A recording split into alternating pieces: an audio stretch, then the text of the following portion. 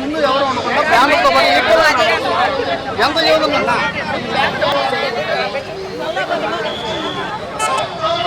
ముందుకెళ్ళాక కొంచెం ముందుకెళ్ళి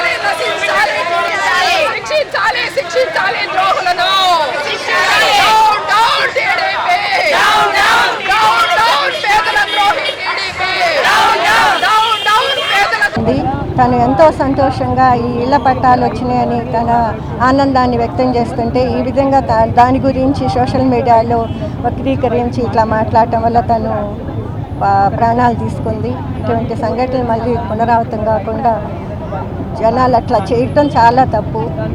ఒక మహిళని అట్లా కించపరచటం చాలా అవమానం. తన ఫ్యామిలీకి ఎవరు ఎంత చేసినా తక్కువే.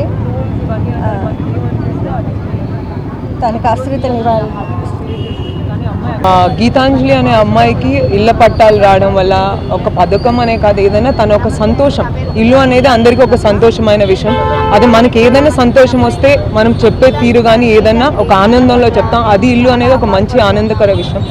తన ఆనందాన్ని పంచుకుంది. కానీ ఏదైతే అది జరిగిందో తను చెప్పిన దానికి అందరూ మంచి తీసుకునే వాళ్ళు మంచి తీసుకున్నారు, చెడు తీసుకునే వాళ్ళు చెడు తీసుకున్నారు. కానీ ట్రోల్స్ చేసే ముందు ఒక్కసారి అది ఏ అమ్మాయా ఏ పార్టీయా అని కాదు, తను ఎంతవరకు ఏ లిమిట్ వరకు మనం ట్రోల్ చేయాలా, అది వాళ్ళ పిల్లలకి కానీ వాళ్ళ ఫ్యామిలీకి కానీ ఎంత ఇబ్బంది కలిగిస్తుందా అని ఒకసారి ఆలోచించాలి. ఈరోజు గీతాంజలి రేపు ఇంకొకళ్ళు ఉమెన్కి ప్రతి ఒక్కరికి ఒక రైట్ ఇస్తున్నాం. ఉమెన్ బయటికి వచ్చి మాట్లాడాలి. ఉమెన్కి ఈరోజు ప్రతి దాంట్లో ఒక ఇంపార్టెన్స్ ఉంది అన్న వాళ్ళు ఉమెన్ మాట్లాడినప్పుడు వాళ్ళు ఎంత సెన్సిటివా అని కూడా ఆలోచించండి. బట్ ఆ అమ్మాయి చనిపోవడానికి ఒక్కసారి వాళ్ళ ఫ్యామిలీ గురించి ఆలోచించిన, వాళ్ళ పిల్లల గురించి ఆలోచించిన, ఆ అమ్మాయి ఆ తప్పు చేసి ఉండకూడదు కానీ అయిపోయింది. బట్ ఇలా ఏ అమ్మాయి కానీ బయటికి వచ్చి మాట్లాడండి. మీకు అన్ని రైట్స్ ఉన్నాయి, మీ హ్యాపీనెస్ కానీ దేనికన్నా షేర్ చేసుకునేదానికి. కానీ ఒక్కసారి ఏదైనా చేసుకునే ముందు మీ ఫ్యామిలీ కానీ మీకు ఎవరైతే మంచి కోరుకుంటారో వాళ్ళ గురించి ఆలోచించి మీ ఏ డెసిజన్ అయితే తీసుకుంటారో అది తీసుకోమని కోరుకుంటారు. మహిళా లోకం అనే కాదండి, ఎవరైనా కానీ జరిగింది తప్పు.